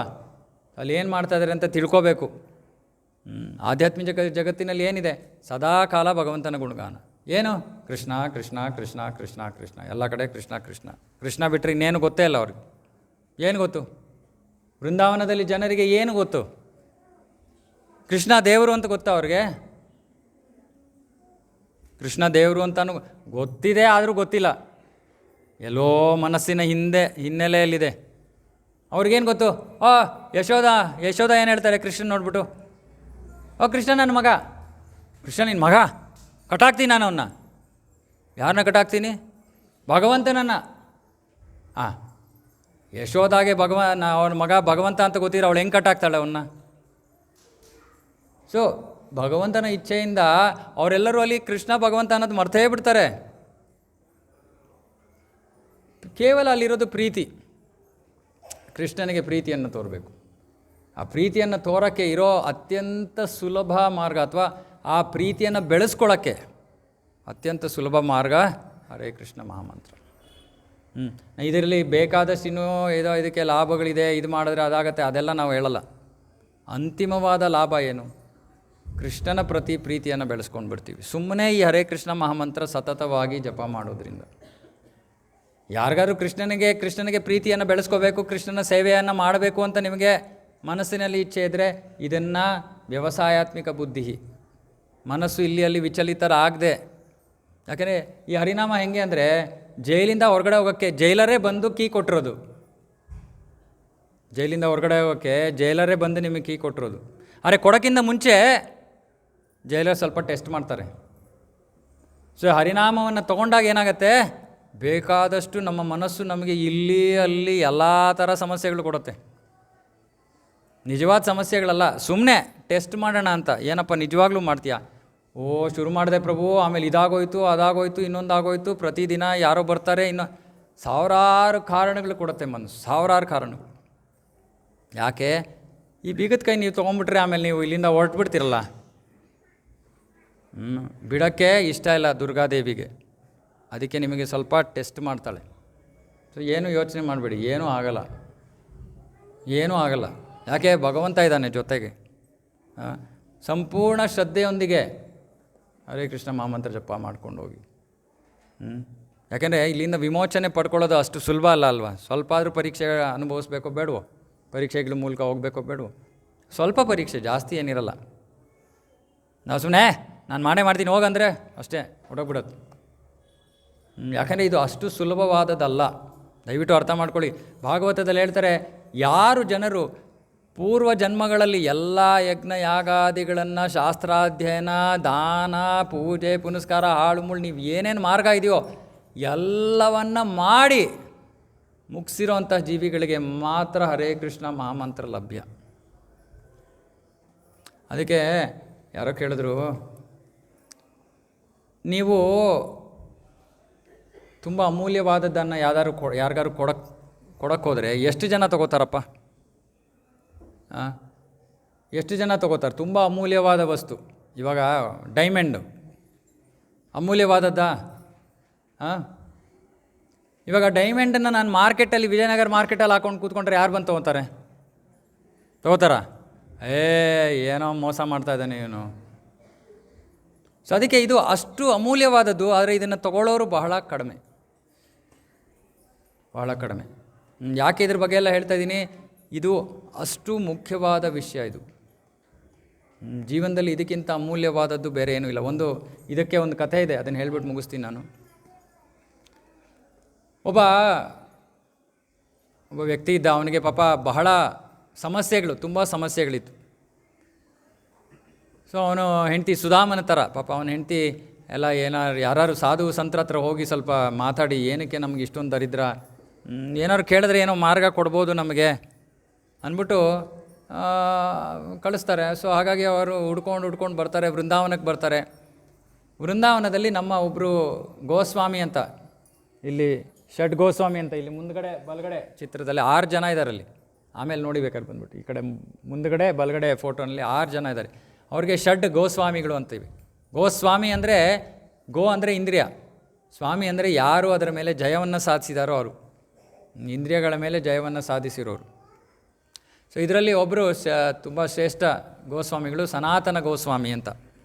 ಆ ಸನಾತನ ಗೋಸ್ವಾಮಿಯವರು ವೃಂದಾವನದಲ್ಲಿದ್ದರು. ಸೊ ಹಾಗಾಗಿ ಈ ವ್ಯಕ್ತಿ ಹೋದ ಅವ್ರ ಹತ್ರ, ಸಾಧು ಸಂತರು ಹೋಗಿ ಹೇಳ್ಕೊಂಡಪ್ಪ, ನೋಡಿ ಸ್ವಾಮಿ, ನಮಗೆ ಈ ಥರ ತುಂಬ ಕಷ್ಟ ಇದೆ, ದಯವಿಟ್ಟು ಏನಾದರೂ ನೀವು ಮಾರ್ಗದರ್ಶನ ಕೊಡಿ. ಸರಿ, ಸನಾತನ ಗೋಸ್ವಾಮಿ ಯೋಚನೆ ಮಾಡ್ತಾರೆ ಸ್ವಲ್ಪ, ಹೇಳ್ತಾರೆ ಸರಿ, ಹೊರಗಡೆ ಒಂದು ಡಸ್ಟ್ಬಿನ್ ಇದೆ, ಆ ಡಸ್ಟ್ಬಿನಲ್ಲಿ ಹೋಗು, ಡಸ್ಟ್ಬಿನಲ್ಲಿ ಕೈ ಹಾಕು.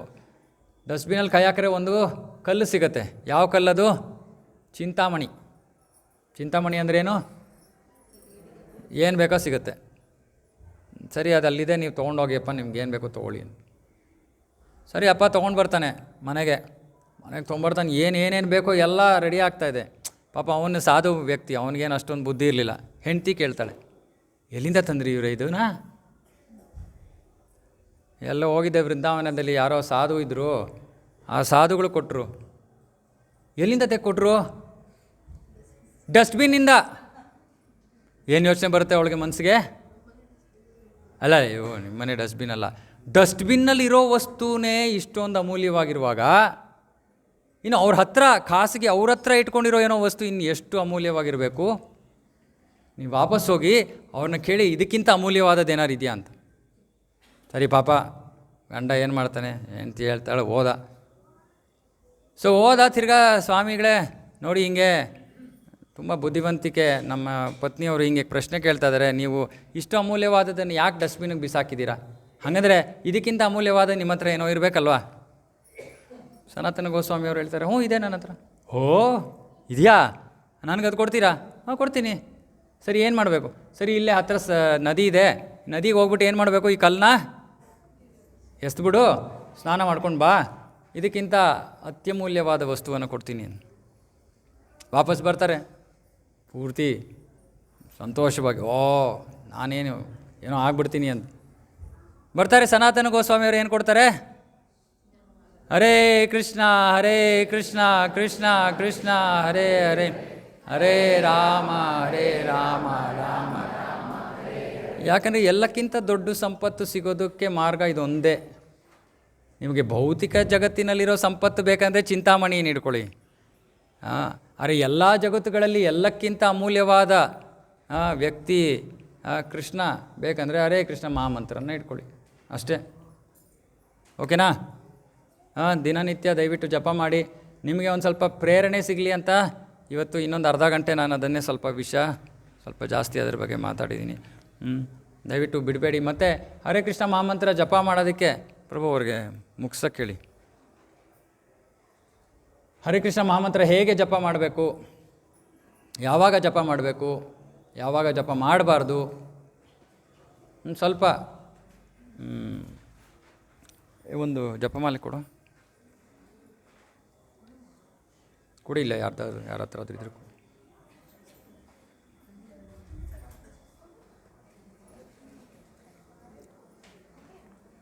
ಎಷ್ಟು ಚೆನ್ನಾಗಿ ಗಂಟಿಟ್ಟಿದ್ದೀರಾ ಅದ್ರ ಮೇಲೆ ಡಿಪೆಂಡ್ ಆಗುತ್ತೆ. ಓಕೆ,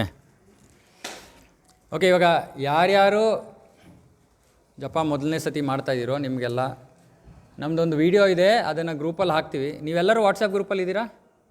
ಯಾರು ವಾಟ್ಸಪ್ ಗ್ರೂಪಲ್ಲಿ ಇಲ್ಲದೇ ಇರೋರು ಇದ್ದರೆ ದಯವಿಟ್ಟು ನಮಗೆ ಹೇಳಿ, ಗ್ರೂಪಿಗೆ ಸೇರಿ ಜಾಯ್ನ್ ಆಗಿ. ಅಲ್ಲಿ ವೀಡಿಯೋ ಹಾಕ್ತೀವಿ, ಯಾಕಂದರೆ ನಿಮಗೆ ಮರ್ತೋದ್ರೆ ಅಂತ. ಸೊ ಇದರಲ್ಲಿ ಮುಖ್ಯಮಣಿ ಅಂತ ಇದೆ. ಮುಖ್ಯಮಣಿ, ಇದು ಮುಖ್ಯಮಣಿ, ಕುಚ್ಚಿರೋ ಮಣಿ, ಇದಕ್ಕೆ ಮುಖ್ಯಮಣಿ ಅಂತ ಹೇಳ್ತಾರೆ. ಈ ಮುಖ್ಯಮಣಿಯ ಮೇಲೆ ನಾವು ಜಪವನ್ನು ಶುರು ಮಾಡಬೇಕು. ಜಪವನ್ನು ಈ ಬೆರಳಿಂದ ಮಾಡಲ್ಲ, ತೋರು ಬೆರಳು, ಹಾಗಾಗಿ ಇದನ್ನು ಮಾಡಲ್ಲ. ಈ 2 ಬೆರಳುಗಳಲ್ಲಿ ಮಾಡ್ತೀವಿ. ಧರ್ಮ ಮತ್ತು ಮೋಕ್ಷದ ಬೆರಳುಗಳು ಅಂತ ಹೇಳ್ತಾರೆ ಇದಕ್ಕೆ. ಸೊ ಈ ಒಂದು ಮಣಿಯ ಮೇಲೆ, ಮುಖ್ಯ ಮಣಿಯ ಮೇಲೆ ಪಂಚತತ್ವ ಮಂತ್ರ ಅಂತ ಹೇಳಬೇಕು. ಇದು ಹಿರಿಯರು, ವೈಷ್ಣವರು, ಚೈತನ್ಯ ಮಹಾಪ್ರಭುಗಳು ಇವರೆಲ್ಲರ ಕೃಪೆಗಾಗಿ ನಾವು ಬೇಡಿಕೊಂಡು, ನನಗೆ ಈ ಜಪ ಮಾಡೋಕ್ಕೆ ಯೋಗ್ಯತೆ ಇಲ್ಲ, ನಾನು ಏನಾದರೂ ತಪ್ಪು ಮಾಡಿದ್ರೂ ಕೂಡ ಕ್ಷಮಿಸಿ ಅಂತ ನಾವು ಪ್ರಾರ್ಥನಾ ಭಾವದಿಂದ ಈ ಮಂತ್ರವನ್ನು ಜಪ ಮಾಡಬೇಕು. ಜೈ ಶ್ರೀ ಕೃಷ್ಣ ಚೈತನ್ಯ ಪ್ರಭು ನಿತ್ಯಾನಂದ ಶ್ರೀ ಅದ್ವೈತ ಗದಾಧರ ಶ್ರೀವಾಸ್ ಆದಿ ಗೌರ ಭಕ್ತವೃಂದ. ಸೊ ಇದನ್ನು ಈ ಮಣಿಯ ಮೇಲೆ ಹೇಳಾದ್ಮೇಲೆ ಪ್ರತಿಯೊಂದು ಮಣಿ ಮೇಲೆ ಹರೇ ಕೃಷ್ಣ ಕೃಷ್ಣ ಕೃಷ್ಣ ಹರೇ ಹರೇ, ಹರೇ ರಾಮ ರಾಮ ರಾಮ ಹರೇ ಅಂತ ಹೇಳಾದ್ಮೇಲೆ ಮಣಿಯ ಮಾಲೆಯನ್ನು ನಮ್ಮ ಕಡೆ ಎಳ್ಕೋಬೇಕು. ಎಳ್ಕೊಂಡು ಮುಂದಿನ ಮಣಿಯ ಮೇಲೆ ಬೆರಳೋಗಬೇಕು. ಮತ್ತು ಆ ಮಣಿಯ ಮೇಲೂ ಕೂಡ ಹರೇ ಕೃಷ್ಣ ಮಂತ್ರ ಮತ್ತೆ ಇದನ್ನು ನಿಮ್ಮ ಕಡೆಗೆ ಎಳ್ಕೋಬೇಕು. ಈ ರೀತಿ ಪ್ರತಿಯೊಂದು ಮಾಲೆಯಲ್ಲೂ 108 ಮಣಿಗಳಿರುತ್ತೆ. ಸೊ ನೀವು 108 ಒಂದು ಮಾಲೆ ಆದಮೇಲೆ, ಅಂದರೆ ಒಂದು ಕಡೆ ಶುರು ಮಾಡಿದ್ರೆ ಇನ್ನೊಂದು ಕಡೆ ಬಂದು ನಿಂತು ಇವಾಗ ಕನಿಷ್ಠ 2 ಮಾಲೆ ಮಾಡಬೇಕು ಅಂತ ಹೇಳಿರೋದು. 2 ಮಾಲೆ ಮಾಡಬೇಕಂದ್ರೆ ಏನು ಮಾಡಬೇಕು, ಎಲ್ಲಿ ನಿಲ್ಲಿಸಿದ್ವೋ ಇದನ್ನು ದಯವಿಟ್ಟು ಸರಿಯಾಗಿ ಕೇಳ್ಕೊಳ್ಳಿ. ಡೌಟ್ ಇದ್ದರೆ ಡಿವೋಟಿ ಭಕ್ತರನ್ನ ಕೇಳಿ. ಎಲ್ಲಿಗೆ ಬಂದು ನಿಲ್ಲಿಸಿದ್ರೋ ಅಲ್ಲೇ ತಿರುಗಿಸ್ಬೇಕು. ನಮ್ಮ ಬೆರಳನ್ನು ತಿರುಗಿಸಿ ಎಲ್ಲಿ ನಿಲ್ಲಿಸಿದ್ವೋ ಅಲ್ಲಿಂದಾನೇ ಮತ್ತೆ ಸ್ಟಾರ್ಟ್ ಮಾಡಬೇಕು. ಗೊತ್ತಾಯ್ತಲ್ವಾ? ಒಂದು ಮಾಲೆ ಮಾಡಿದಾಗ ಎಲ್ಲಿಗೆ ಬಂದು ನಿಂತಿರ್ತೀವೋ ಆ ಎಲ್ಲಿ ಕೊನೆ ಮಣಿಯಲ್ಲಿ ಎಲ್ಲಿ ನಾವು ಹರೇ ಕೃಷ್ಣ ಮಹಾಮಂತ್ರ ಹೇಳಿದ್ವೋ ಅಲ್ಲಿಂದನೇ ಹೊಸ ಮಾಲೆ ಅಲ್ಲಿಂದ ಶುರು ಆಗಬೇಕು. ಯಾಕೆ ಅಂದರೆ ಶಾಸ್ತ್ರದಲ್ಲಿ ಹೇಳ್ತಾರೆ, ಈ ಮುಖ್ಯ ಮಣಿಯನ್ನು ನಾವು ದಾಟಿಬಿಟ್ರೆ ನಾವು ಇವಾಗ ತಾನೇ ಮಾಡಿದ್ದ ಮಾಲೆಯ ಅದರ ಫಲ ಏನು ನಮಗೆ ಬರಬೇಕೋ ಅದು ಬರೋದಿಲ್ಲ, 0 ಮಾಡ್ದಂಗೆ ಅದು. ಸೊ ಹಾಗಾಗಿ ಅದನ್ನು ಕ್ರಾಸ್ ಮಾಡಬಾರ್ದು. ಇದು ಕಂಟಿನ್ಯೂಸ್ಸಾಗೆ ನಾವು ಮಾಲೆ ಮಾಡ್ತಿರುವಾಗ, ಸತತವಾಗಿ 2, 3, 4 ಮಾಲೆ ಮಾಡೋಕ್ಕೆ ಕೂತ್ಕೊಂಡಾಗ ಈ ನಿಯಮ. ಒಂದು ಸತಿ ಒಂದೇ ಮಾಡಿದ್ವಾ, ಓಕೆ ಸಾಕು, ಮಾಲೆ ತೆಗೆದಿಡಿ, ತಿರ್ಗಾ ಬರ್ತೀರಾ, ತಿರ್ಗಾ ಎಲ್ಲರೂ ಇಟ್ಕೊಳ್ಳಿ, ತಿರ್ಗಾ ಪಂಚತತ್ವ ಮಂತ್ರ ಹೇಳಿ ತಿರ್ಗಾ ಸ್ಟಾರ್ಟ್ ಮಾಡಿ. ಆದರೆ ಒಂದಕ್ಕಿಂತ ಜಾಸ್ತಿ ಮಾಲೆ ಮಾಡ್ತಿರುವಾಗ ಈ ನಿಯಮವನ್ನು ಪಾಲನೆ ಮಾಡಬೇಕು. ಗೊತ್ತಾಗಲಿಲ್ಲ ಅಂದರೆ ತಿರ್ಗಾ ಹೇಳ್ತೀನಿ. ಇಲ್ಲಿ ಮುಖ್ಯಮಣಿಯಲ್ಲಿ ನಾವು ಪಂಚತತ್ವ ಮಂತ್ರವನ್ನು ಹೇಳಿ ಹರೇ ಕೃಷ್ಣ ಮಹಾಮಂತ್ರ ಶುರು ಮಾಡ್ತೀವಿ. 108 ಮಣಿ ಆಗುತ್ತೆ, ಹೀಗೆ ಮುಗಿಯುತ್ತೆ, ಇಲ್ಲಿ ತನಕ ಬರುತ್ತೆ. ಕೊನೆ ಮಣಿ ಮೇಲೆ ಹರೇ ಕೃಷ್ಣ ಕೃಷ್ಣ ಕೃಷ್ಣ ಹರೇ ಹರೇ, ಹರೇ ರಾಮ ರಾಮ ರಾಮ ಹರೇ ಹರೇ ಅಂತ ಹೇಳಾದ್ಮೇಲೆ ನಾನು ಇದನ್ನು ಮಾಲೆಯನ್ನು ಉಲ್ಟಾ ತಿರುಗಿಸಿ ಯಾವ ಮಣಿಯಲ್ಲಿ ನಿಲ್ಲಿಸಿದ್ನೋ ಆ ಮಣಿಯಿಂದಲೇ ಹೊಸ ಮಾಲೆಯನ್ನು ಶುರು ಮಾಡ್ತೀನಿ. ಹರೇ ಕೃಷ್ಣ ಕೃಷ್ಣ ಕೃಷ್ಣ ಹರೇ ಹರೇ, ಹರೇ ರಾಮ ರಾಮ ರಾಮ ಹರೇ. ಓಕೆ, ಹೀಗೆ ಇನ್ನೊಂದು ಸತಿ ಆದರೆ ಒಂದು ಮಾಲೆ. ಈ ಒಂದು ಮಾಲೆ ಮಾಡೋದಕ್ಕೆ ಸಾಮಾನ್ಯವಾಗಿ 7:30 to 8 ನಿಮಿಷ. ಪ್ರಾರಂಭದಲ್ಲಿ ಸ್ವಲ್ಪ ಜಾಸ್ತಿ ತೊಗೋಬೋದು, ಯೋಚನೆ ಮಾಡಬೇಡಿ. ಸ್ವಲ್ಪ ಅದು ಜಸ್ಟ್ ಅಭ್ಯಾಸ ಆಗೋ ತನಕ. ಆಮೇಲೆ 7:30 to 8 ನಿಮಿಷ ಮ್ಯಾಕ್ಸಿಮಮ್, ಅದಕ್ಕಿಂತ ಜಾಸ್ತಿ ಆಗಬಾರ್ದು. ಆದರೂ ತೊಂದರೆ ಇಲ್ಲ, ಬಟ್ ಸಾಮಾನ್ಯವಾಗಿ ಅಷ್ಟರೊಳಗೆ ಆಗುತ್ತೆ. ಯಾವಾಗ ಜಪ ಮಾಡಬೇಕು? ಫಸ್ಟ್ ನಾನು ಹೇಳೋದು ಯಾವಾಗ ಆದರೂ ಜಪ ಮಾಡಿ, ಫಸ್ಟ್ ರೂಲು. ಯಾಕಂದರೆ ಪ್ರತಿನಿತ್ಯ 2 ಮಾಲೆ ಅಥವಾ ಎಷ್ಟು ನೀವು ಸಂಕಲ್ಪ ತೊಗೋತಾ ಇದ್ದೀರೋ ಅಷ್ಟು ಮಾಡಲೇಬೇಕು. ಯಾವಾಗ ಸಮಯ ಸಿಗುತ್ತೋ ಮಾಡಿ ಫಸ್ಟು. 2ನೇದು, ಜಾಸ್ತಿ ಫಲ ಸಿಗಬೇಕು ನನಗೆ ಚೆನ್ನಾಗೇ ಅಂದರೆ ಏನು ಮಾಡಬೇಕು? ಎಷ್ಟು ಬೆಳಗ್ಗೆ ಆಗುತ್ತೋ ಅಷ್ಟು ಬೆಳಗ್ಗೆ, ಎಷ್ಟು ಬೆಳಗಿನ ಜಾವ ಆಗುತ್ತೋ ಅಷ್ಟು ಬ್ರಹ್ಮ ಮುಹೂರ್ತದಲ್ಲಿ ಎದ್ದು ಮಾಡಿದ್ರೆ ಎಲ್ಲಕ್ಕಿಂತ ಒಳ್ಳೆಯದು. ಯಾಕೆ ಬ್ರಹ್ಮ ಮುಹೂರ್ತದಲ್ಲಿ ಎದ್ದು ಮಾಡಬೇಕು? ಯಾಕೆಂದರೆ ಎಲ್ಲರೂ ಮಿಕ್ಕಿದವರೆಲ್ಲ ಏನು ಮಾಡ್ತಾಯಿರ್ತಾರೆ, ಅಷ್ಟೊತ್ತಿಗೆ ನಿದ್ದೆ ಮಾಡ್ತಾಯಿರ್ತಾರೆ. ಯಾಕೆ? ಅದರಿಂದ ಏನು ಪ್ರಾಬ್ಲಮ್ ನಮ್ಗೆ? ಅವ್ರು ಎದ್ದುಬಿಟ್ರೆ ಡಿಸ್ಟರ್ಬೆನ್ಸು. ಅವ್ರು ನಮ್ಮ ಮುಂದೆ ಬರಲಿಲ್ಲ ಅಂದರು ಏನಂದರೆ, ಈ ಜಗತ್ತಿನಲ್ಲಿ ನಮ್ಮೆಲ್ಲರ ಶರೀರದಿಂದ ಶಕ್ತಿ ಬರುತ್ತೆ ಹೊರಗಡೆ, ರಜೋಗುಣದ ಶಕ್ತಿ ಜಾಸ್ತಿ ಆಗಿಬಿಡುತ್ತೆ ಸುತ್ತಮುತ್ತಲು. ಅವಾಗೇನಾಗುತ್ತೆ, ನಮ್ಮ ಮನಸ್ಸು ಚಂಚಲವಾಗೋಗುತ್ತೆ. ಬ್ರಹ್ಮ ಮುಹೂರ್ತದಲ್ಲಿ ಮನಸ್ಸು ಕಡಿಮೆ ಚಂಚಲ. ಓಕೆ, ಬ್ರಹ್ಮ ಮುಹೂರ್ತದಲ್ಲಿ ಆದರೆ ಇವಾಗ ನಮ್ಮ ಪ್ರಭುಗಳು ಯಾರು ಬಂದು ಕೇಳಿದ್ರು, ಓಕೆ ನಮಗೆ ಶಿಫ್ಟ್ ಇದೆ, ಮಧ್ಯಾಹ್ನ ಬರ್ತೀವಿ. ಓಕೆ, ಮಧ್ಯಾಹ್ನ ಬಂದರೆ ಮಧ್ಯಾಹ್ನ ಮಾಡಿ, ಏನೂ ಸಮಸ್ಯೆ ಇಲ್ಲ. ಆದರೆ ನಿಮ್ಮ ದಿನ ಯಾವಾಗ ಶುರು ಆಗುತ್ತೋ ಆಗ ಇದು ಎಲ್ಲಕ್ಕಿಂತ ಫಸ್ಟ್ ಕೆಲಸ. ಇದು ಯಾವಾಗ ಶುರು ಆಗುತ್ತೋ, ಯಾಕೆ ಯಾರ್ದು 7 ಗಂಟೆಗೆ ಶುರು ಆಗ್ಬೋದು, ಯಾರ್ದು 8 ಗಂಟೆಗೆ ಶುರು ಆಗ್ಬೋದು, ಯಾರ್ದು 4 ಗಂಟೆಗೆ ಶುರು ಆಗ್ಬೋದು, ಯಾರ್ದು 12 ಗಂಟೆಗೆ ಶುರು ಆಗ್ಬೋದು. ನಿಮ್ಮ ಈ ದಿನ ಯಾವಾಗ ಶುರು ಆಗುತ್ತೋ ಅವಾಗ ಫಸ್ಟ್ ಕೆಲಸ ಇದನ್ನು ಮಾಡಿ ಮಿಕ್ಕಿದ ಕೆಲಸ. ಅಂದರೆ ಫಸ್ಟ್ ಅಂದರೆ ಹಲ್ಲುಜ್ಕೊಂಬಿಡಿ, ಭಗವಂತನಿಗೆ ನಮ್ಮ ಬಾಯಲ್ಲಿರೋ ಸುವಾಸನೆ ಅವನ ತನಕ ಹೋಗೋದು ಬೇಡ. ಹಲ್ಲುಜ್ಕೊಂಡ್ಬಿಟ್ಟು ಆಮೇಲೆ ಫಸ್ಟ್ ಕೆಲಸ ಹರೇ ಕೃಷ್ಣ ಮಹಾಮಂತ್ರ. ಅಂದರೆ ಸ್ನಾನ ಮಾಡಿದ್ರೆ ಸಂತೋಷ, ಮಾಡೋಕ್ಕಾಗಲಿಲ್ಲ, ಇದಕ್ಕೆ ಯಾವ ನಿಯಮನೂ ಇಲ್ಲ, ಇದಕ್ಕೆ ಯಾವ ನಿಯಮನೂ ಇಲ್ಲ. ಸ್ನಾನ ಮಾಡಿದ್ರೆ ಒಳ್ಳೆಯದು, ಏನೂ ಸಮಸ್ಯೆ ಇಲ್ಲ. ಆದರೆ ಮಾಡಬಾರ್ದಾ? ಇಲ್ಲ, ಆ ರೀತಿ ಏನೂ ಇಲ್ಲ. ಯಾರಿಗೂ ಹುಷಾರಿಲ್ಲ, ಸ್ನಾನಕ್ಕೆ ಹೋಗೋಕ್ಕಾಗಲಿಲ್ಲ, ನಮ್ಮ ನಾಮ ಮಾಡ್ಬೋದಾ? ನಾಮ ಮಾಡೋದು ಇಂಪಾರ್ಟೆಂಟು. ಯಾಕೆ? ನಾವು ಸಾಯೋ ಟೈಮಲ್ಲಿ ಎಲ್ಲಿರ್ತೀವಿ, ಸ್ನಾನ ಮಾಡಿರಲ್ವಾ, ಇವೆಲ್ಲ ಯಾರೋ ಗೊತ್ತು. ಅಂತಿಮವಾಗಿ ಆ ಸಮಯದಲ್ಲಿ ಭಗವಂತನ ನಾಮ ತಗೊಳ್ಳೋದು ಮುಖ್ಯ. ಹಾಗಾಗಿ ಬೇರೆ ಯಾವ ಅಷ್ಟೊಂದು ಇದಕ್ಕೆ ನಿಯಮಗಳು ಇಲ್ಲ. ಎಷ್ಟು ನಿಯಮಗಳನ್ನು ಪಾಲನೆ ಮಾಡಿದ್ರೂ ಒಳ್ಳೆಯದು, ಆದರೆ ಪಾಲನೆ ಮಾಡಲೇಬೇಕು, ಇಲ್ಲ ಅಂದರೆ ಫಲ ಸಿಗಲ್ಲ, ಇಲ್ಲ ಆ ರೀತಿ ಏನಿಲ್ಲ. ಏನು ಮಾಡಬಾರ್ದು? ಟಿ ವಿ ಹಾಕ್ಕೊಂಡು ಜಪ ಮಾಡಬಾರ್ದು, ಮೊಬೈಲ್ ಫೋನ್ ಹತ್ರ ಇಟ್ಕೊಂಡು ಜಪ ಮಾಡಬಾರ್ದು, ಯಾರೋ ಮಾತಾಡ್ತಾ ಇದ್ದಾರೆ ಅವ್ರ ಜೊತೆ ಮಾತಾಡಿಕೊಂಡು ಜಪ ಮಾಡಬಾರ್ದು, ಡಿಸ್ಟರ್ಬೆನ್ಸ್ ಇಲ್ಲದೆ ಮಾಡಬೇಕು. ಸ್ವಲ್ಪ ಜನ ಏನು ಮಾಡ್ತಾರೆ, ಪ್ರಭು ನಾ ದಿನ ಬೆಳಗ್ಗೆ ವಾಕಿಂಗ್ ಹೋಗ್ತೀನಿ, ವಾಕಿಂಗ್ ಹೋದಾಗ ಜಪ ಮಾಡಲ. ವಾಕಿಂಗ್ ಪಾಡಿಗೆ ವಾಕಿಂಗು, ಜಪ ಪಾಡಿಗೆ ಜಪ. ವಾಕಿಂಗ್ ಹೋಗ್ತಿರೋ ಊಟ ಮಾಡ್ತೀರಾ? ಮತ್ತು ಇದಕ್ಕೆ ಮಾತ್ರ ಯಾಕೆ ಸ್ಪೆಷಲ್ ಟ್ರೀಟ್ಮೆಂಟು?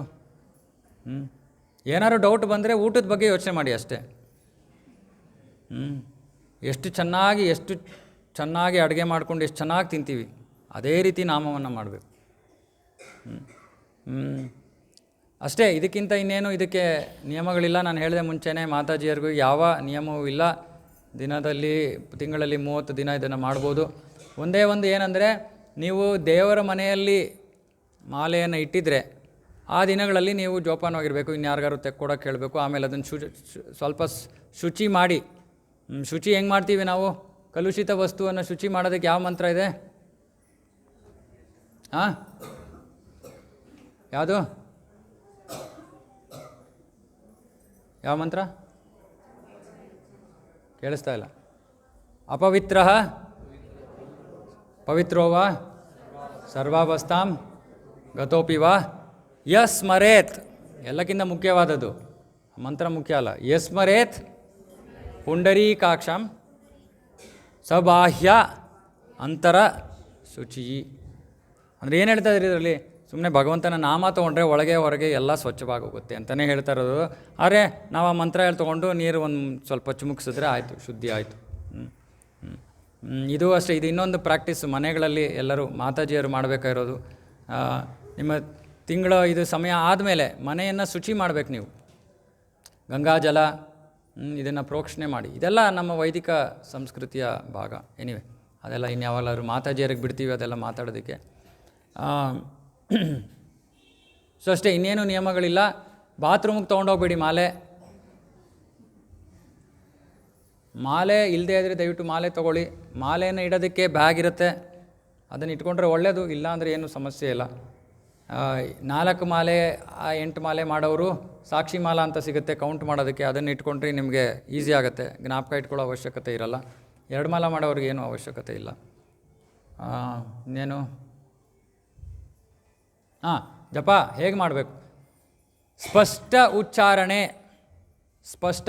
ಇವಾಗ ನಮ್ಮ ಹೆಸರನ್ನ ಯಾರೋ ಅರ್ಧಂಬರ್ಧ ತಿನ್ಕೊಂಡು ನಮ್ಮನ್ನು ಕರೆದ್ರೆ ನಮ್ಗೆ ಚೆನ್ನಾಗಿರುತ್ತಾ? ಇಷ್ಟ ಆಗುತ್ತಾ? ಇಲ್ಲ. ಅದೇ ರೀತಿ ಕೃಷ್ಣನಿಗೂ ಇಷ್ಟ ಆಗಲ್ಲ. ಸ್ಪಷ್ಟವಾಗಿ ಅವನ ಹೆಸರು ಅಷ್ಟು ಸುಂದರವಾಗಿದೆ, ಅಷ್ಟು ಚೆನ್ನಾಗಿರೋ ಹೆಸರು. ಚೆನ್ನಾಗಿ ಸ್ಪಷ್ಟವಾಗಿ ತಗೊಳ್ಳಿ.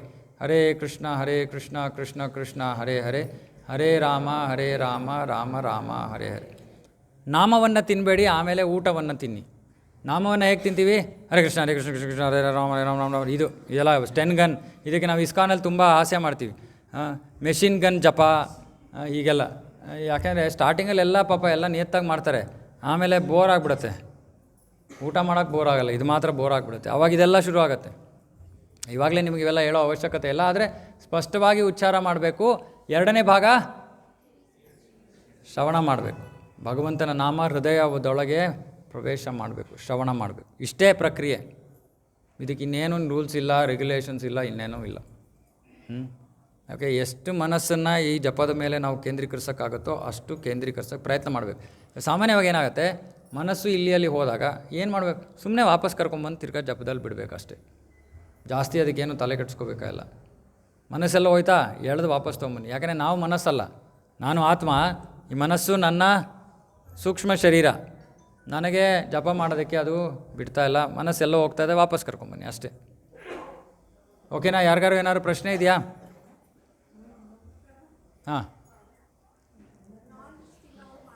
Okay, correct, thank you. Okay, ಯಾರು ನಾನ್ ವೆಜಿಟೇರಿಯನ್ ತಿಂತಾಯಿದ್ದೀರೋ, ಈರುಳ್ಳಿ ಬೆಳ್ಳುಳ್ಳಿ ತಿಂತಾಯಿದ್ದೀರೋ, ನೀವು ಏನಾದರೂ ಮಾಡ್ಕೊಳ್ಳಿ ನಿಮ್ಮ ಜೀವನದಲ್ಲಿ. ನಾನು ಹೇಳ್ತಿದ್ದೀನಿಲ್ಲ, ಏನಾದರೂ ಮಾಡ್ಕೊಳ್ಳಿ. ಈ ಮಾಲೆಗೆ, ಈ ಜಪಕ್ಕೆ ಭಗವಂತ ಹೇಳಲ್ಲ ಯಾರು ನಾನ್ ವೆಜ್ ತಿಂತಾ ಇರೋನು ನನ್ನ ನಾಮ ತೊಗೋಬಾರ್ದು ಅಂತ ಭಗವಂತ ಎಲ್ಲೂ ಹೇಳಿಲ್ಲ. ಓಕೆ, ಎಷ್ಟೊಂದು ಜನ ಕೇಳ್ತಾರೆ, ಯಾವ ನಿಯಮನೂ ಇಲ್ಲ. ನಾನು ಮತ್ತೆ ಹೇಳ್ತಾ ಇದ್ದೀನಿ, ಇನ್ಯಾವುದಾದ್ರು ಹೊಸ ನಿಯಮ ಮನಸ್ಸಿಗೆ ಬಂದರೂ ನನ್ನ ಮಾತಿಗೆ ಜ್ಞಾಪಕ ಇಟ್ಕೊಳ್ಳಿ, ಯಾವ ನಿಯಮನೂ ಇಲ್ಲ. ಎಲ್ಲರಿಗೂ ಒಳ್ಳೆಯದಾಗಬೇಕಿದು. ದೇವ್ರ ಮನೆ ಒಳಗೆ ಮಾಡೋ ಕೆಲಸಗಳಿಗೆ ನಿಯಮಗಳಿವೆ. ಇದನ್ನು ನಾವು ದೇವ್ರ ಮನೆ ಆಚೆ ಮಾಡೋ ಕೆಲಸ ಇದು. ಹಾಗಾಗಿ ಇದಕ್ಕೆ ಯಾವ ನಿಯಮನೂ ಇಲ್ಲ. ಊಟ ಆದಮೇಲೆ ಮಾಡ್ಬೋದಾ? ಮಾಡ್ಬೋದು. ನಿದ್ದೆ ಮಾಡ್ತಿರುವಾಗ ಮಾಡಬೇಡಿ ಅಷ್ಟೇ. ನಿದ್ದೆ ಮಾಡೋಕ್ಕಾಗಲ್ಲ, ಆದರೆ ಮಾಡೋಕ್ಕೆ ಶುರು ಮಾಡಿ ನಿದ್ದೆ ಮಾಡಬೇಡಿ. ಜಾಗೃತರಾಗಿ ಜಪ ಮಾಡಬೇಕು, ಯಾವಾಗ ಬೇಕಾದ್ರೂ ಮಾಡ್ಬೋದು. ಇನ್ನೇನಾದರೂ? ಓಕೆನಾ?